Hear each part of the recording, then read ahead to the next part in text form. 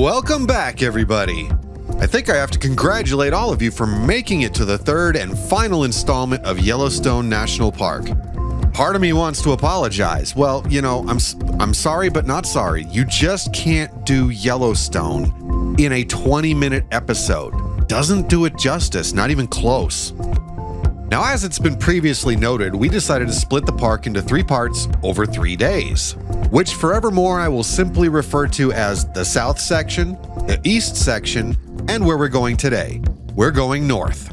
So let's not waste any more time here, right? Let's get to it. Let's get to the good stuff. Before we get started though, thanks so much for watching. It really means a lot. Now, where were we? Where did we leave off? Oh yeah, let's go.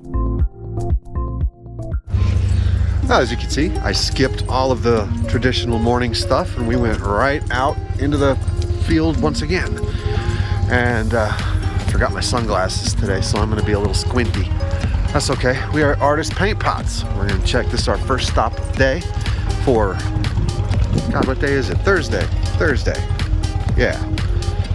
We'll check it out. First on today's agenda, guys, is Artist Paint Pots. Yeah, just more fart holes, but with mud butt. It's just a short hike, nothing particularly strenuous, and it's a very small area. But wait till you see how much is packed into this place. You know, this is the 3rd day of this. None of it gets old. Everywhere you look in this park, there's a hole spewing gas. Gotta keep reminding myself, standing on top of one of the largest supervolcanoes in the world here.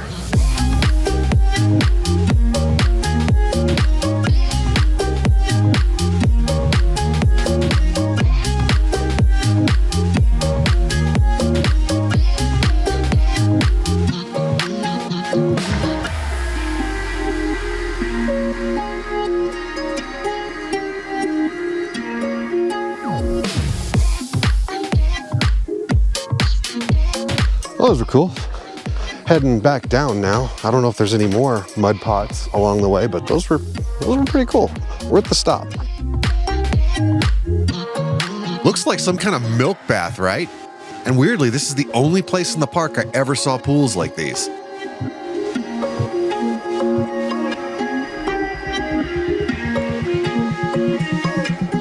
On to the next one. Just a quick jaunt north and we arrive at the Norris Geyser Basin, Yellowstone's oldest geyser basin.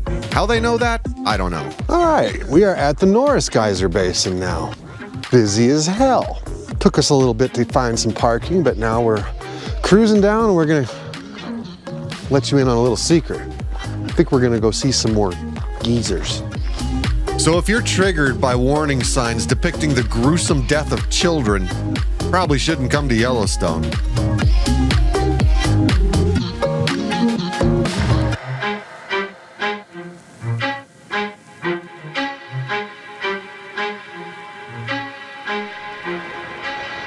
Well, that is seriously another worldly landscape right there. Care to guess what it smells like? Welcome to the Porcelain Basin.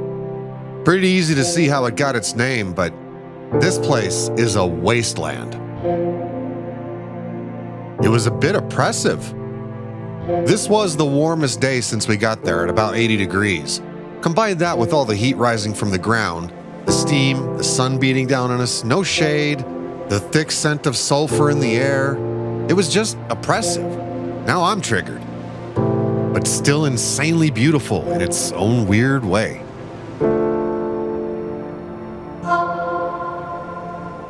This is just the Porcelain Basin. Wait till we get to the other side. I don't even know what's over there. But I'll tell you what, I'm glad we came here.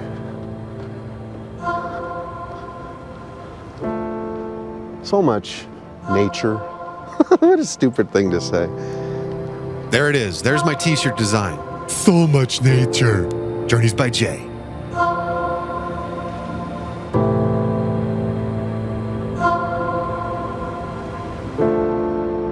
Yeah, it's not really living up to its name, is it?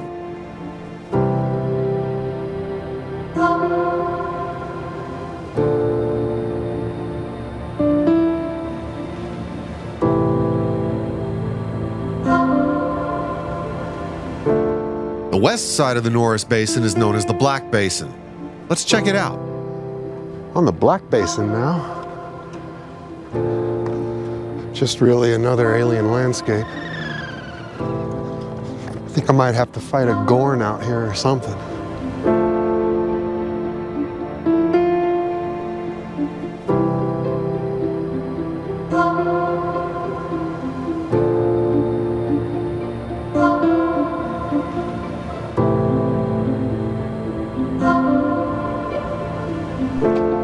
Pork chop geyser there. Was just a regular old geyser until 1989. Then that pile of rubble that you see there was the result of the damn thing just deciding one day it's gonna explode. Fun, huh? Gotta love these hyper dangerous geologic wonders. Now don't worry, nobody was hurt in said explosion of pork chop geyser, but it does illustrate the unpredictable nature of this park.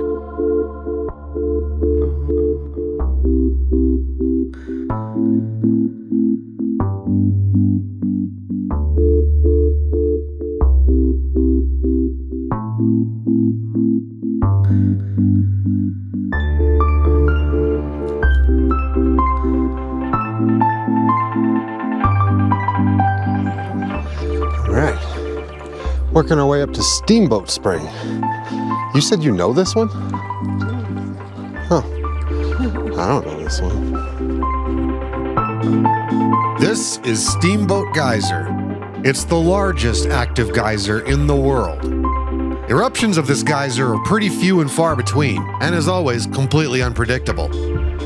But this monster shoots boiling hot water up to 300 feet in the air. Where we're at is still a fair distance from the parking lot, but when this thing pops, it's known to ruin paint jobs on cars in that parking lot. I can only imagine that if you're lucky enough to be right here when this thing pops, you better go buy a lottery ticket. Just wow. Steamboat geyser. Apparently, it has really large eruptions, up to 300 feet. Last one was sometime at the beginning of July. And just sporadically throughout the day, it'll throw up little eruptions of 10 to 40 feet, I think it said. Yeah, it'd be nice to see a big eruption, but the odds are, just not there.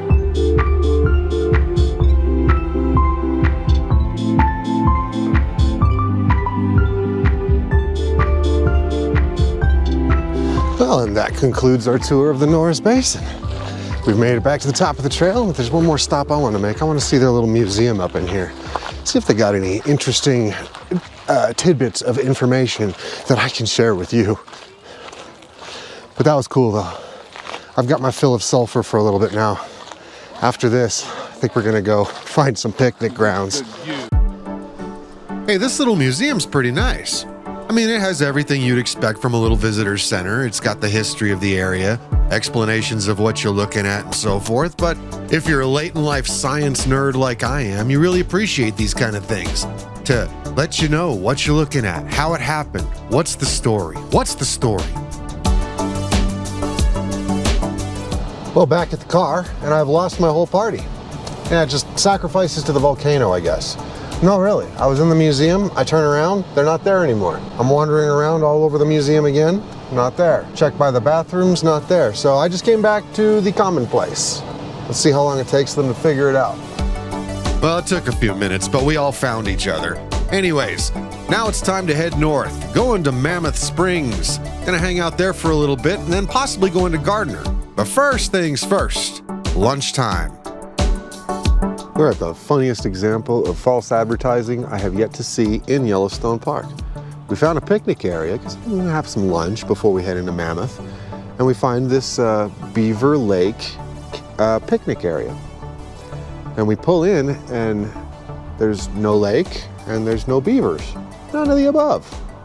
Quit teasing me, Yellowstone.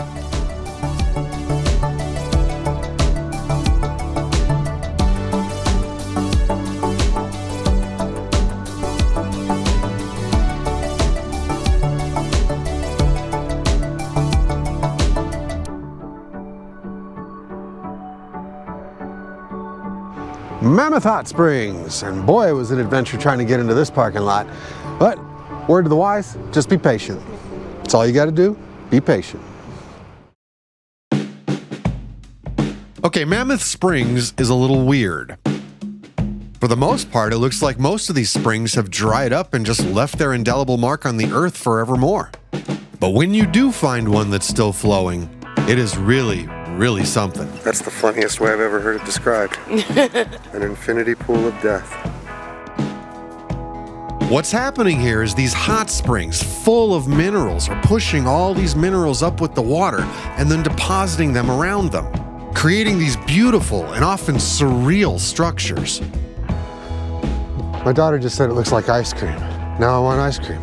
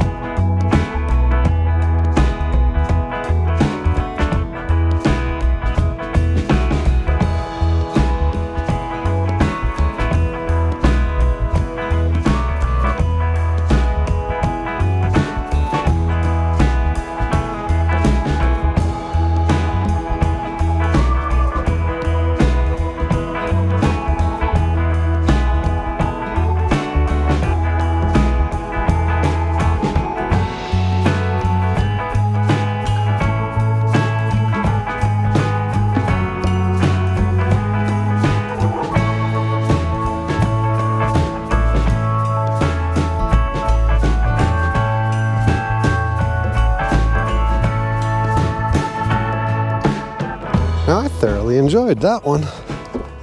Especially basically, the way I describe them is like they're stalactites, but on the outside. So freaking cool. But I think now we're gonna roll into town and then maybe see the upper basin after. So we'll see you then.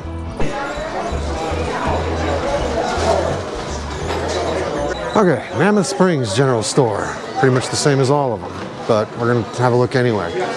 We're trying to find some huckleberry honey because there's a huckleberry connection with Yellowstone that I don't know about yet, but by the time I make this video, I'm sure I'll have the story about what the huckleberry connection is. Okay, I was right. I have the huckleberry connection, as told to me by a Yellowstone Park staff member. Cliff's Notes version of the story. Huckleberries only grow in the wild and in the mountains. Can't really farm them. Bears really love them. Yellowstone loves bears. Therefore, huckleberry connection. Bears. Yeah, you got everything here. Huckleberry jam. Huckleberry coffee. Huckleberry syrup. Huckleberry flavored vodka. It's a huckleberry kind of thing, man.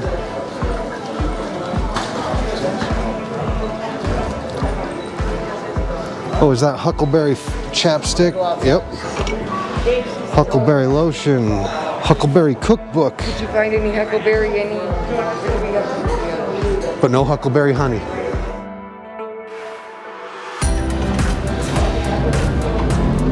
Yeah, dog, now I'm official. Oh no, another one. You're gonna make me buy a bunch of booze on this trip, man. Oh, hate that. It's true. The elk just hang out right in the middle of town here. And they couldn't care less about all the people around them. Elks, brah. Okay, we're gonna head up to Gardiner to try to find more reasonably priced goods like gas and groceries and maybe get some food and, of course, another elk. Shit, what these elk really do, man. They just hang out right here. And where the hell am I going? Gardiner said it's that way. Okay. I have no idea. I'm like, I don't know. We're gonna go over the bridge. I've never been here before, mate. We'll see you in Gardiner. Right at the north entrance of the park lies the tourist trap town of Gardiner, Montana. And hey, I like tourist traps. Let's check it out. All right, we're in Gardiner, Montana. That's right, we made it to Montana. And yeah, that counts. I'm getting a sticker for the trailer. And we're gonna do something like that right here in these touristy places. Oh, where are we going here?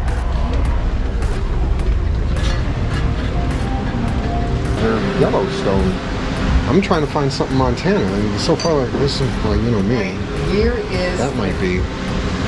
But I might come back for it. They've got trinkets galore in Gardiner, guys. All right, bought too much junk again. Now we're gonna kind of walk around the little downtown area here and maybe find some food. This little town is actually quite charming. Souvenir shops, restaurants. Hey, we're having fun. I don't know what it is, but it looks cool. So we're gonna try it.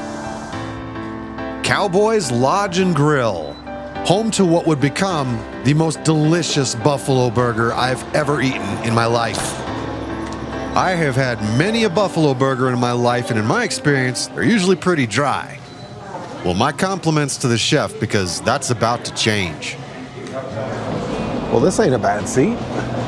Right down there by the river and the old jailhouse.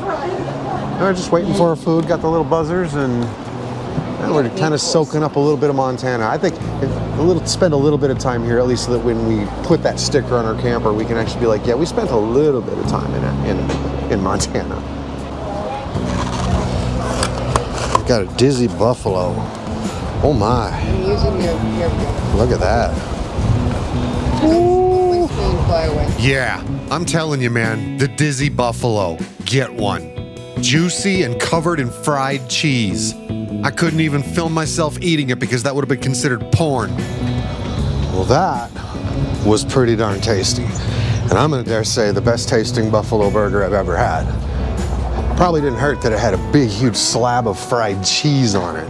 Whew, that was tasty. Artery clogging, but tasty. Now time to head back to the car, stop by the grocery store, pick up a couple things, and then head on back. Yep, time to go resupply and then head back into the park. We're losing daylight, but man, there's still a lot more we gotta do.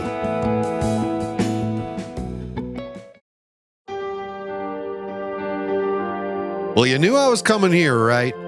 Roosevelt Arch. Its cornerstone was laid down by President Theodore Roosevelt back in 1903. For the benefit and the enjoyment of the people. Thanks, Teddy. I've both benefited and enjoyed. I don't know if you're not supposed to do this, but I'm gonna walk under the arch. Heck with it. Come get me, cops. Oh man, we're running out of daylight. We've got a long way to get back to Madison. This is our last day of exploring Yellowstone, so we're gonna cram in as much as possible on our way back. We started out by heading back to Mammoth Springs so we could actually take a look at the upper terrace. I honestly don't know if they're always like this, but they were bone dry. It was still pretty to look at, but overall, kind of disappointing. So once again, we hit the road heading south. And this is where we start hitting just about every turnout, hoping to find something awesome there.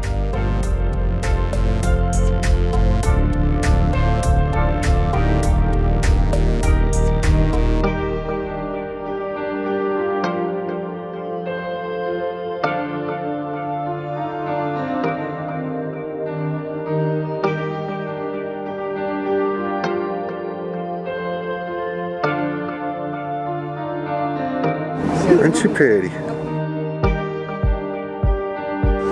How close will you let me get? Hi. Hi. Don't worry. I'm just gonna pass right on by. There.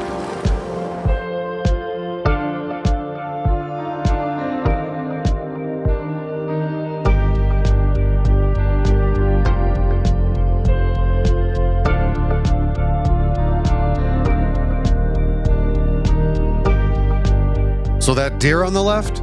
Yeah, never even saw it while I was filming this.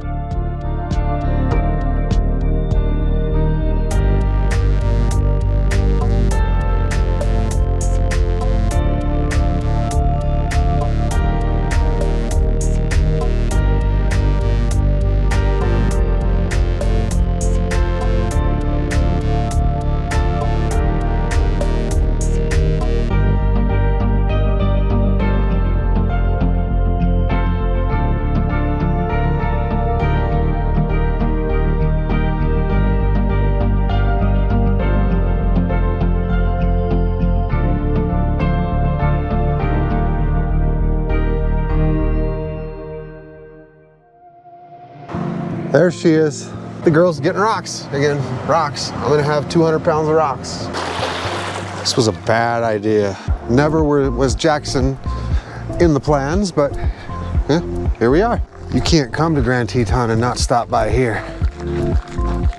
Look familiar? So there it is, everyone. About 4 days, including travel and visiting all of Yellowstone, condensed into just over an hour. Did we even come close to seeing everything? No, we didn't. But I'll definitely be back here someday, and I'll see the rest, eventually, in good time. Obviously, this trip, not a weekend getaway, but I do hope that it has inspired you to get out and visit this magnificent park. So as always, thanks so much for tuning in. Your support is what keeps this channel going, guys.